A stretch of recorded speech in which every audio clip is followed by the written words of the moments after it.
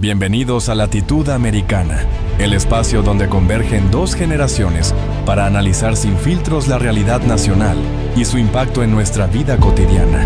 Les saluda Diana Torres, junto a Luis Montes Brito y Luis Montes, aquí en Long Island en vivo, 93.3 FM y 1440 AM. Comenzamos.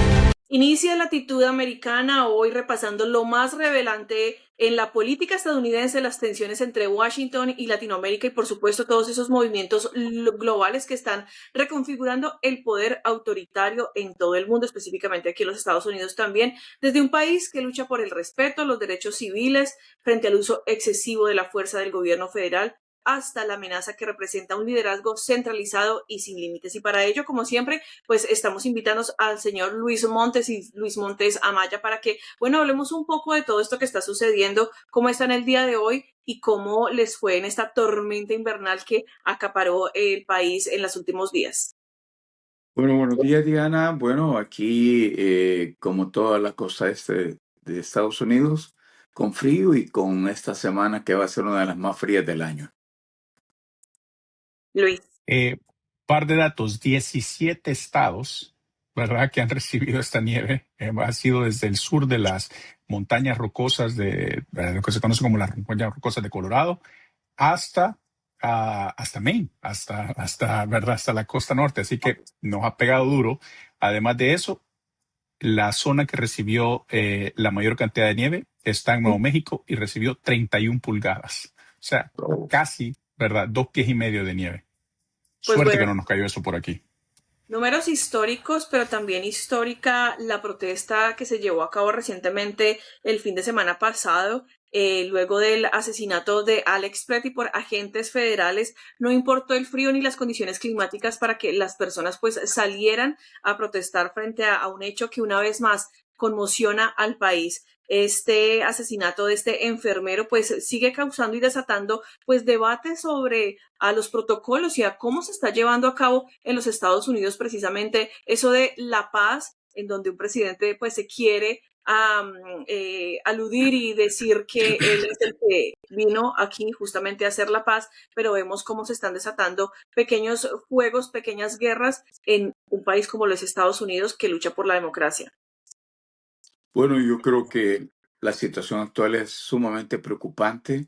Realmente no recuerdo en el último medio siglo que Estados Unidos haya pasado una situación actual, tal vez allá por los 70 cuando se protestaba por Vietnam, ¿verdad? Pero habría que remontarse hasta la lucha por los derechos civiles, que teníamos este tipo de situaciones, donde el gobierno, con sus fuerzas de seguridad, en esto específicamente los agentes federales de inmigración, que se conocen como ICE, van sumando cada vez más muertes en sus intervenciones, lo cual pues definitivamente en una democracia, para eso hay pesos y contrapesos, y alguien debería estar ya haciendo una revisión exhaustiva, transparente de los métodos que está utilizando ICE para hacer las capturas que como ley le competen hacer.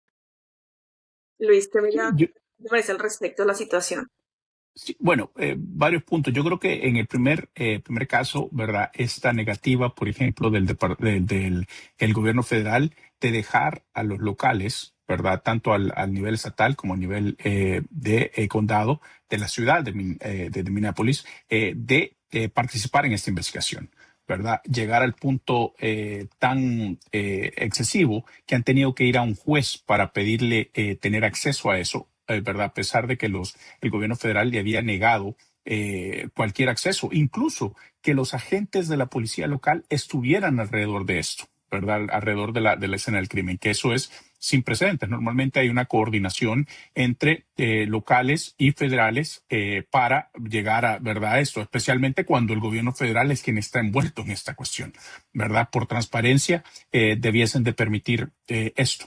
En segundo lugar, creo que la manera como también, abrupta, ¿verdad? Como tanto la secretaria de Seguridad Nacional, Kristi Noem, como Kash Patel, director del FBI, como Stephen Miller, ¿verdad? Y también Bovino, el líder de los patrulla fronteriza, ¿verdad? Han salido básicamente a hacer una convicción de la persona que fue asesinada. Ellos, ¿verdad? 15 minutos después del asesinato de este ciudadano americano, ¿verdad? Simplemente han salido a decir de que primero, una contradicción completa, ¿verdad? Ideológica, que porque el señor tenía una pistola 9 milímetros semiautomática que estaba básicamente guardada ¿verdad? En su funda y nunca la había sacado, que por eso, ¿verdad? Era suficiente razón para dispararle. Entonces, ¿dónde queda todo ese argumento de la segunda enmienda que los republicanos han sido, ¿verdad? Exactamente, la han enarbolado por años, ¿verdad? Entonces, ¿dónde queda eso? Si esa es una suficiente razón, entonces recordemos el caso, por ejemplo, de Kyle Rittenhouse en Wisconsin, que no andaba una pistola, andaba un fusil y andaba disparando, ¿verdad? Allá en Kenosha, Wisconsin. Entonces, eso es uno, ¿verdad? Por otro lado, claramente, ¿verdad? Volviendo a estos argumentos que han dado, claramente en los videos, no desde una perspectiva, desde varias perspectivas, porque eso es lo que pasa ahora. En redes sociales, todas estas manifestaciones están siendo grabadas. Entonces, cuando tenés esa situación y ves claramente que el señor lo que está haciendo es ayudando a otra persona, a otro manifestante, quien está siendo arrastrada y quien le están echando, ¿verdad? Spray pimienta para ayudarle. Este señor es un enfermero, ¿verdad? De cuidados intensivos, 37 años, que nunca ha tenido ningún problema, al contrario, ¿verdad? Es alguien que ha salvado vidas. Hemos visto videos donde sale dándole, los últimos gritos, ¿verdad? A un veterano, ¿verdad? Entonces vamos viendo todo esto y a la larga esto es lo que precisamente el gobierno federal deja mucho, ¿verdad? Tela por cortar. Y, ¿verdad? Finalmente ver a Stephen Miller, ¿verdad? Quien es el máximo asesor de Donald Trump en términos de migración, ¿verdad? Decirle que esta persona es una persona que estaba lista ¿verdad? Era un agitador que estaba listo para hacer una matanza que está completamente lejos de la Hablamos de realidad. agitadores, creo que el primer agitador desafortunadamente es el presidente de los Estados Unidos, pero ahí viene la pregunta también desde el Congreso, ¿qué se puede hacer para poner límites precisamente a esta situación? Porque tiene que parar, o bueno, llevamos años tratando de luchar contra esto y se está desatando una ola de violencia por cuenta de la discriminación y el mal uso de la fuerza, pues, de estos agentes, Luis. Bueno, el sistema de Estados Unidos, su democracia se basa precisamente en lo que se denomina check and balance, pesos y contrapesos. Y definitivamente desde el Congreso de los comités, ¿verdad? Por ejemplo, de seguridad pública, tendrían que llamar a ICE para que rindiera cuentas, para que revisara los métodos. Y eso es lo preocupante acá, la opacidad, la falta de transparencia en el manejo. Y segundo, si bien es cierto, el Estado tiene el patrimonio de la fuerza, del uso de la fuerza, pero también es proporcional. Y como lo están haciendo ahora, están realmente lastimando y golpeando a la gente de una manera desmedida. Y ahora en este caso, tal como se miran en los videos, hay como 6 tipos encima de ICE, encima de este señor, y el señor está en el suelo sujetado de manos pues le disparan. Eso es prácticamente un asesinato. Entonces, lo que preocupa es que posterior a eso, los encargados, los jefes, no dan una explicación, sino que salen a justificar, a pretender justificar la situación. Y esto es lo que ha llevado a las reacciones de la gente, obviamente. Esto es lo que tensiona y esto es lo peligroso, ¿verdad? Que se puedan desbordar las pasiones. ¿Qué amenaza puede constituir un civil, precisamente como lo mencionó antes Luis, un enfermero, una persona que se da al servicio, a la ayuda, frente a 6 agentes federales que están armados, que están protegidos y que en realidad pues prácticamente con uno solito bastaba tal vez con bloquearlo, pero es que esa también es la pregunta. Nos vamos a enfrentar también a un cierre de gobierno, pues por cuenta de que los demócratas también bloquearon ciertas ayudas para el Departamento de Seguridad, pero es que, ¿qué está haciendo el Departamento de Seguridad también? Mira, hubo un craso error que cometieron, me parece que fueron 8 demócratas en la Casa de Representantes la semana pasada, que fue precisamente 2 de ellos de Long Island, ¿verdad? Que precisamente votaron para darle fondos sin ningún cambio a la pieza de legislación. Podríamos mencionar los dos nombres, de todas formas, para poner en contexto la situación. Sí, Son Laura ¿verdad? Los demócratas, de hecho, fueron los 4, ¿verdad? Los 4 representantes de Long Island los que han votado, ¿verdad? A favor.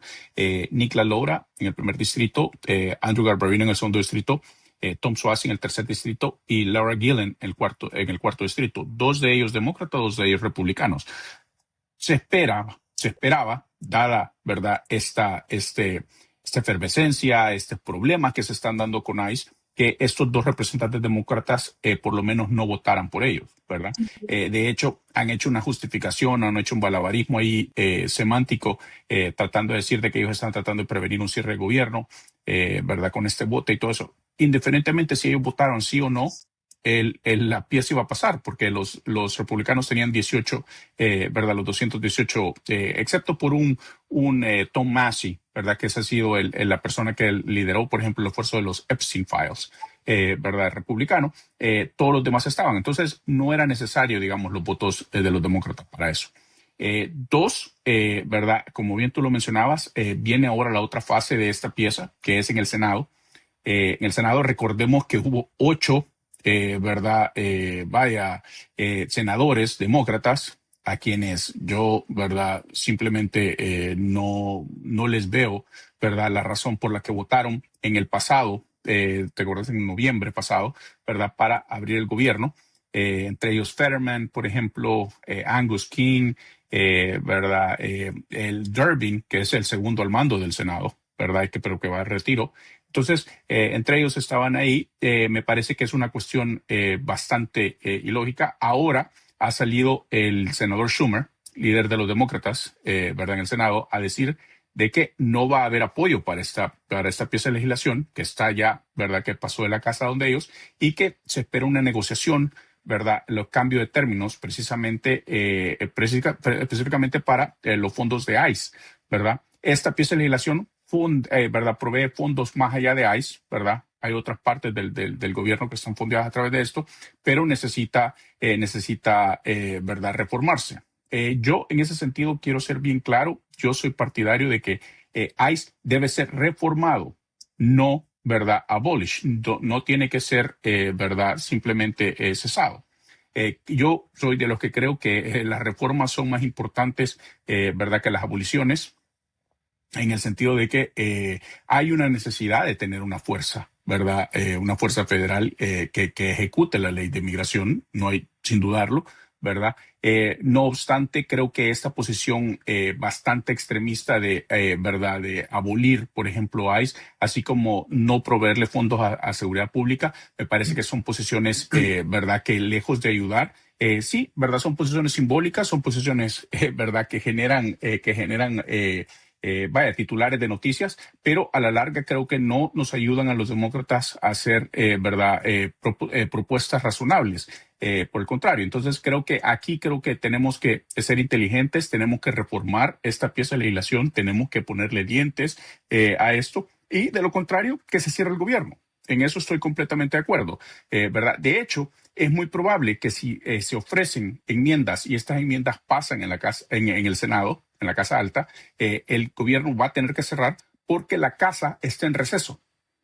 Nuevamente están de vacaciones, ¿verdad? Y entonces no van a poder hacer el voto de inmediato y tendrían que básicamente, ¿verdad? Esperar hasta que regresen, y eso, ¿verdad? Propiciaría un cierre del gobierno en 4 o 5 días.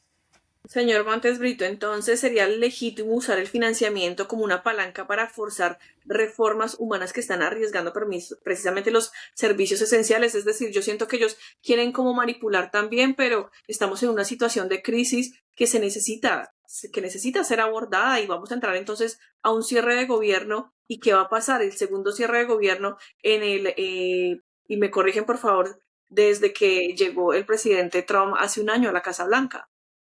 Correcto. Sí. Segundo, y sería el quinto ya en su presidencia. Historial, correcto. Sí, sí. Bueno, hay que decir de que el Congreso precisamente tiene dentro de sus funciones la función fiscalizadora del Ejecutivo.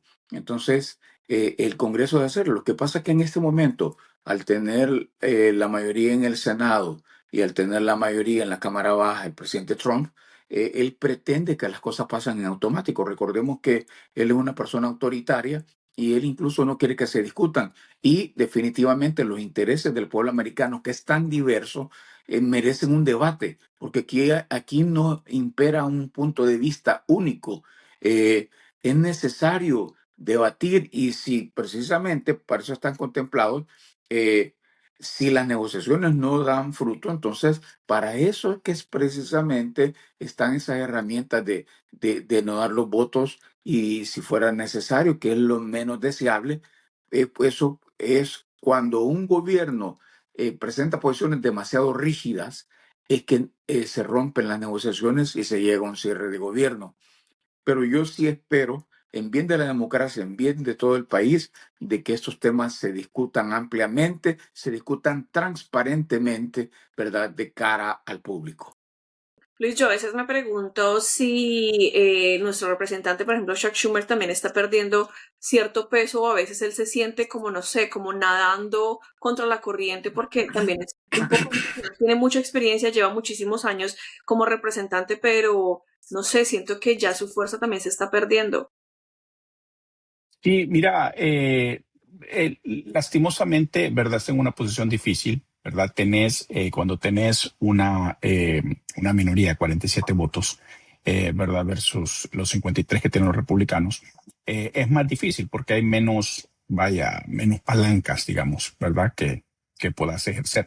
Y tenés a figuras como, por ejemplo, John Fetterman de Pensilvania, que a mí me parece que es una persona, ¿verdad? Bastante problemática, no solo para los demócratas, sino que para los republicanos, también porque es una bala perdida, ¿verdad? A diferencia de John McCain, ¿verdad? A quien, ¿verdad? Yo sí le tenía, ¿verdad? Bastante respeto por esa figura, ese famoso estilo Maverick, ¿verdad? Ese estilo independiente en la Casa Alta e incluso cuando en la presidencia, acordate también lo que hizo cuando corrió para presidente, ¿verdad? Sentó una retórica bastante centrada, incluso pidiendo respeto cuando la gente le faltaba respeto a Obama y todo eso, que eso es algo, ¿verdad? Digno de felicitar. Por el otro, tenemos a John Fetterman, que se jugó como que era un progresista cuando estaba de vicegobernador en Pensilvania, luego llega al Senado y ahora juega como que es la conciencia de la verdad, de la Casa Alta. Entonces creo que en ese sentido, ese es el problema que tiene, verdad, el senador Schumer como líder. Creo que es un problema también, que es un problema que tiene aquí en Nueva York, que por ejemplo los progresistas AOC es muy probable que si no se retira, por ejemplo, Chuck Schumer, le va a hacer una primaria, ¿verdad? Y él tiene que cuidar ese flanco progresista, ¿verdad? Como cualquier político, ¿verdad? Tiene que estar al tanto de eso. Y eso, quieras o no, ¿verdad? Le da menos maniobra, ¿verdad? Capacidad de maniobra en el Senado a liderar la banca. Entonces, la bancada. Entonces, creo que en ese sentido, ¿verdad? Está ahí. Fíjate algo que mencionaron antes, que creo que es importante, que mencionaba mi papá sobre esta cuestión de las rigidez en las posiciones. Mira, es importante, ¿verdad? Que Donald Trump ha anunciado con bombo y platillo que se cumplen 250 años de ese año histórico de 1776, que precisamente lo que celebra Estados Unidos es que nos estábamos deshaciendo de una monarquía, ¿verdad? Estábamos deshaciendo esta monarquía de una figura básicamente, ¿verdad? Real, ¿verdad? A la que lo que esa persona decía, lo que ese rey decía, va, ¿verdad? Pero este tipo, así como por ejemplo con la segunda enmienda, lo que hemos visto en Minnesota, así como son cuestiones con la religión, siendo una persona completamente no religiosa, ¿verdad? Al contrario, ¿verdad? Se mofa de los religiosos. Entonces, creo que en ese sentido vemos otra contradicción por parte de Trump. Pero lo más triste es ver a esta gran número de personas que todavía le creen, que todavía tienen esas vendas y todavía no son capaces de hacer el análisis y decir, hombre, estamos celebrando 250 años de la independencia, que él mismo ha anunciado, ¿verdad? Pero a la vez quiere volvernos a esa gobernanza monárquica, ¿verdad? De la que precisamente peleamos en 1776 para salir de esa. Bueno, vamos a hacer una breve pausa en Latitud Americana, pero venimos hablando de todo lo que ocurrió en el Foro Económico Mundial en Davos, Suiza, y también venimos hablando de China, así que volvemos en unos minutos. Regresamos a Latitud Americana. Con ustedes sus anfitriones Diana Torres, junto a Luis Montes Brito y Luis Montes. Aquí en Long Island en vivo, 93.3 FM y 1440 AM. Gracias por continuar en sintonía.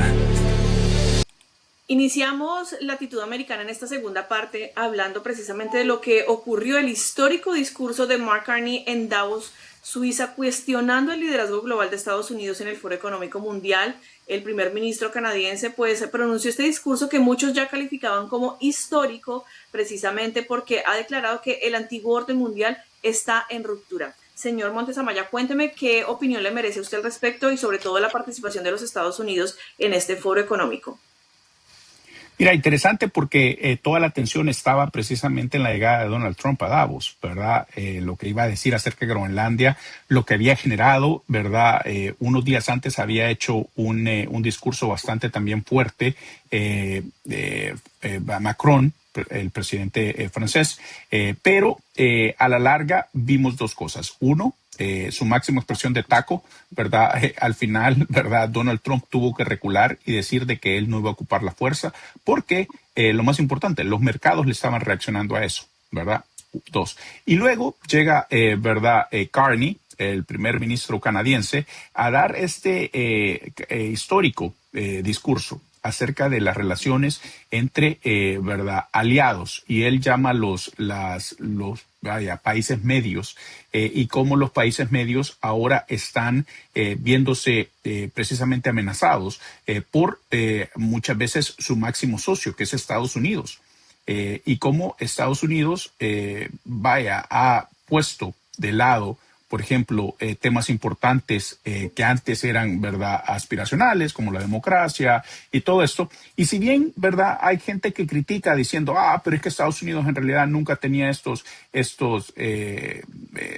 objetivos, ¿verdad?, no era transparente con sus objetivos y todo esto, pero a la larga había una autoridad moral, cierta autoridad moral, precisamente cuando se hacían estos argumentos, precisamente por la manera como se manejaban esos temas, ¿verdad? Y por la manera como también cooperaba, ¿verdad? Estados Unidos con ellos. Si bien recordemos, por ejemplo, que le han recordado a Donald Trump en Afganistán, por ejemplo, cuando se involucró, ¿verdad? Daneses y básicamente la OTAN, ¿verdad? Participó de esta operación, porque Estados Unidos tenía la autoridad moral para pedirle a esta gente. Ahora no la tiene. Y esto es precisamente parte de lo que Mark Carney hablaba en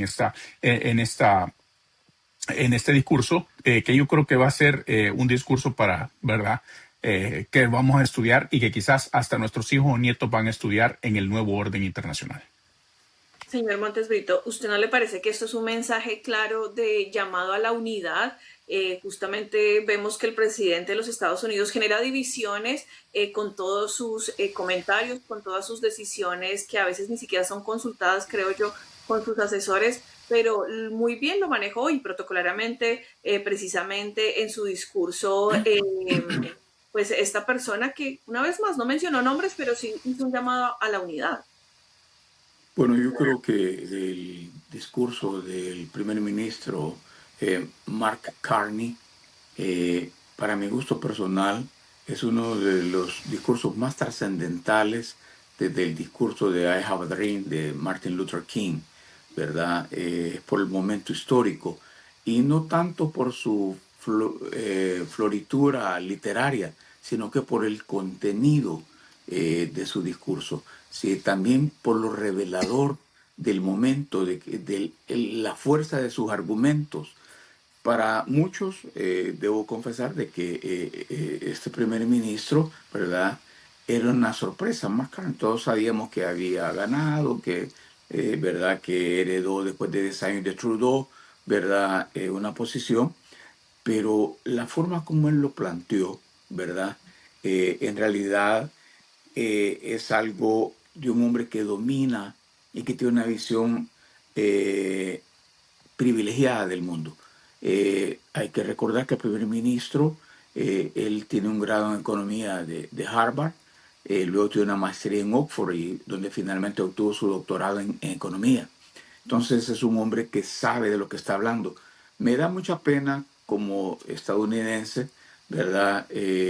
Al compararlo contra el presidente que tenemos, ¿verdad? Al compararlo con la clase de discurso, porque cuando el presidente Trump habla, lo que tenemos es una perorata de insultos, de abusos, de mofas, ¿verdad? De amenazas, ¿verdad? Sin embargo, el primer ministro Carney fue una persona, como te digo, que reveló eso, que nos hizo yo quedé fascinado con ese discurso, definitivamente, cuando él nos dice hacia dónde vamos y de la ruptura, ¿verdad?, del orden mundial, y estamos a la puerta. Pero lo más interesante es que él dice, cuando él incluso hasta la forma con los ejemplos que pone, ¿verdad?, cómo esto puede ser evitado. Recordemos que en este momento, de acuerdo a la visión de Trump, el mundo se ha vuelto tripolar, ¿verdad? Estados Unidos, China, que ya vamos a hablar de lo que está pasando en China también, y Rusia, ¿verdad? Pero precisamente el primer ministro Carney eh, esboza un camino, cómo pueden hacer los países, las potencias, no más grandes, pero sí las intermedias, para comenzar a cambiar ese destino al que no necesariamente estamos condenados como todo el planeta Tierra. Señor Montes Amaya, ¿no cree que esto también hace parte de una estrategia muy inteligente y analizada de verdad a profundidad para atraer más aliados y de repente si se generara alguna lucha con Estados Unidos, pues que Canadá también salga victorioso? Mira, es interesante, ¿verdad? Porque pone a Canadá, que es el vecino, ¿verdad? Con México, los más cercanos, en una posición bastante difícil en el corto plazo con Donald Trump, ¿verdad? Uno, porque, vaya, tanto Sheinbaum como Carney han sido, ¿verdad?, amenazados una y otra vez, por ejemplo, con aranceles, ¿verdad? Con imponer aranceles. Y eso es básicamente la amenaza uno. Pero, por otro lado, Carney, hay que decirlo, una semana antes había estado en China, ¿verdad? Había estado reuniéndose con Xi Jinping, ¿verdad? Abriendo o quitándole el hielo a esa relación que había estado por años entre Canadá y China, diciéndole a Estados Unidos, básicamente, créemelo, no sos el único, ¿verdad? Y a pesar de que ¿verdad?, es mucho más práctico para Canadá exportar hacia Estados Unidos, ¿verdad?, el mercado chino, quieras o no, ¿verdad?, puede ser una alternativa ¿verdad?, para Canadá. Y en ese sentido creo que eso es parte de la estrategia de Carney, de verdad, como bien lo decía mi papá, es una persona, hay que decirlo, él estuvo en el Banco Central, ¿verdad?, europeo anteriormente, él entiende muy bien las finanzas y él sabe precisamente dónde, ¿verdad?, poner el dolor, ¿verdad?, para Estados Unidos. Y aprovechando este contexto en el que se da, precisamente en esta incertidumbre en los mercados. Y solo abonando lo que tú decís, cuando él es tan conocedor, sabe dónde le pega, que precisamente uno de los mayores acuerdos con China fue bajarle el arancel a los carros eléctricos de Eléctricos. China, ¿verdad? Entonces con esto golpea directamente a Tesla, ¿verdad? Golpea la industria americana y le golpea la bolsa precisamente a uno de los grandes financistas del presidente Trump. Sin decir mucho, ¿verdad? Callada la boca, ¿verdad? El hombre ha pegado donde debe pegar. Pues bueno, ya que mencionaron China, entonces nos vamos a ir con Xi Jinping porque hay una purga en la cúpula militar y consolida pues su poder absoluto. Justamente en Beijing el presidente ha lanzado una purga sin precedentes, investigando y retirando altos mandos acusados de socavar la autoridad del Partido Comunista, violaciones graves de la disciplina, incluida la eliminación de prácticamente toda la Comisión Militar Central, y excepto pues Xi y uno de los leales expertos justamente señalan que la purga no solo es anticorrupción, sino un movimiento para consolidar el control absoluto. Si bien habíamos mencionado en otros capítulos que China está muy lejos de poder convertirse obviamente en una potencia mundial, pero con esto también deja entre la duda y entre pues el nerviosismo cómo puede ser China entonces, cómo podría seguir pues pasando justamente responder a esta administración estadounidense democrática ante un régimen que elimina contrapesos internos y ampliando también algunos riesgos geopolíticos. Bueno, hay que comenzar recordándole a la gente de que China es un gobierno autoritario. Eso de comunista ya queda a segundo plano porque es un gobierno más capitalista que cualquiera, la economía de China, ¿verdad? Y lo que se está haciendo es Xi Jinping se está reafirmando su liderazgo, su autoridad, ¿verdad? Esto no se veía desde tiempos de Mao.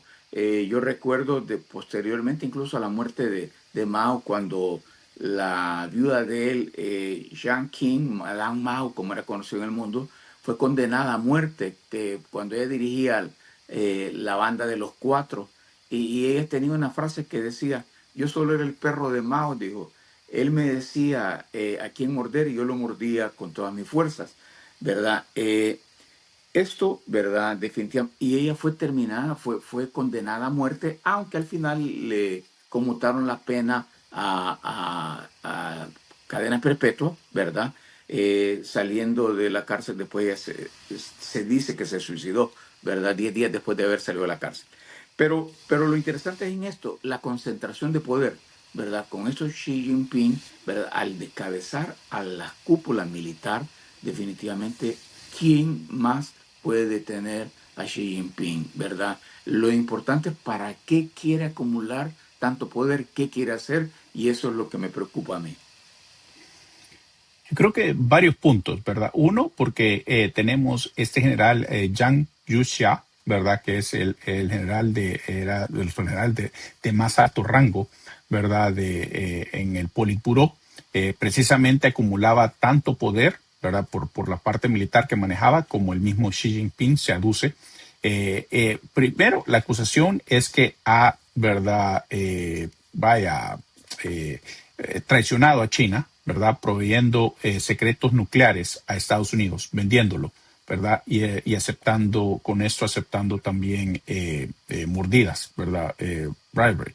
Esto, por otro lado, ¿verdad? Se sabía o se rumoraba, ¿verdad? Que este grupo de militares, son 8 militares, ¿verdad? Al alto mando chino, que estaban muy bien posicionados. De hecho, Zhang Yuxia era uno de los generales que había peleado supuestamente con Mao, imagínate, allá por 1949, ¿verdad? Era una figura histórica muy respetada dentro del partido, que se le querían dar un golpe de Estado, ¿verdad? Un coup a Xi Jinping. Se rumoraba que esto lo querían hacer y que Xi Jinping le habían informado alrededor de 12 horas antes, y fue por eso, ¿verdad?, que decide la purga y el arresto.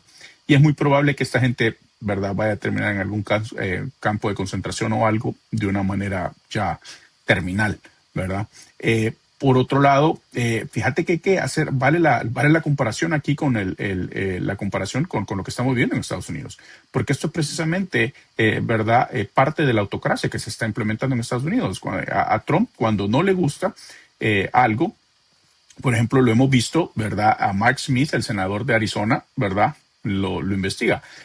Lo que pasa es que aquí estamos todavía en una tonalidad gris de autocracia, no tan oscura como la que vive China, ¿verdad? Pero nos estamos moviendo a eso. Y creo que eso es lo importante, porque en estas transiciones o en estas cuestiones políticas no hay absolutismos, ¿verdad? No hay, ¿verdad?, posiciones absolutistas, ¿verdad?, de sí o no, sino que aquí vamos en transición. Entonces, cuando ves eso, por ejemplo, Mark Smith, vimos al mismo, por ejemplo, Jack Smith, que estuvo la semana pasada, al fiscal especial que hizo la investigación de Donald Trump, ¿verdad? Lo tuvieron 4 horas en el Congreso, el pasado jueves, ¿verdad? Preguntándole y todo esto, sobre esto, y que muy probablemente, no es que vamos a jugar a Nostradamus aquí, pero lo vamos a predecir, ¿verdad? Muy probablemente, porque ya lo dijo Donald Trump, ya le hizo la amenaza en público, básicamente se lo hizo en vivo, le pidió a Pam Bondi que lo investigara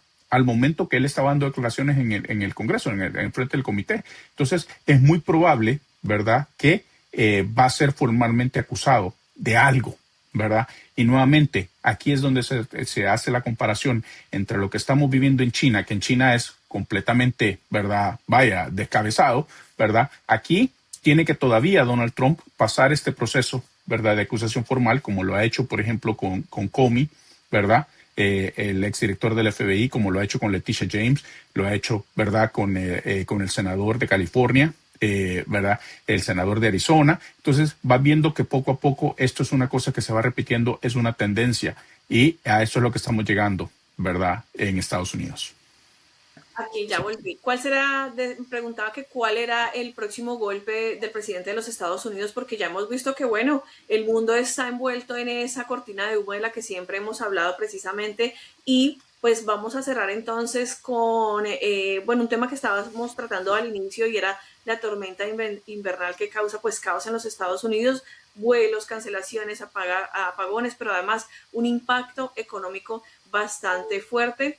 15.000 vuelos cancelados y, bueno, más de 1 millón de hogares que han quedado sin electricidad, como por ejemplo Tennessee, Texas y Luisiana, además de Mississippi, con estas temperaturas extremas que han generado pues condiciones peligrosas. Pero la pregunta, ¿qué es lo que en realidad está revelando esta tormenta sobre la infraestructura y la preparación nacional ante las emergencias, especialmente en un cambio de contexto climático y en un momento en que el presidente de los Estados Unidos decide retirarse de todas estas organizaciones que luchan contra el cambio climático?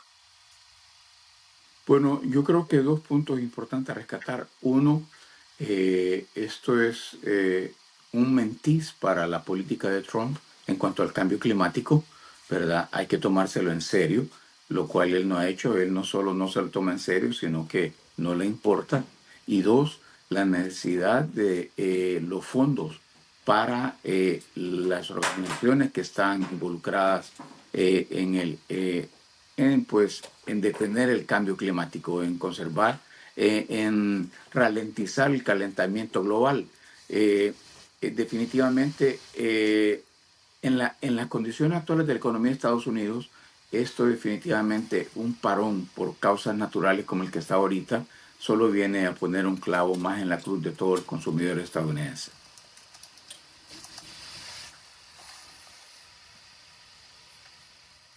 Mira, yo creo que, ¿verdad? En ese sentido, primero, no habíamos tenido una tormenta así en años, ¿verdad? Yo creo que, si no, sí, ¿verdad? Es una cuestión por el tamaño de la ¿verdad? Del área que cubre, ¿verdad? Y lo otro también por la severidad, pues porque fue una cuestión que duró casi 24 horas, ¿verdad?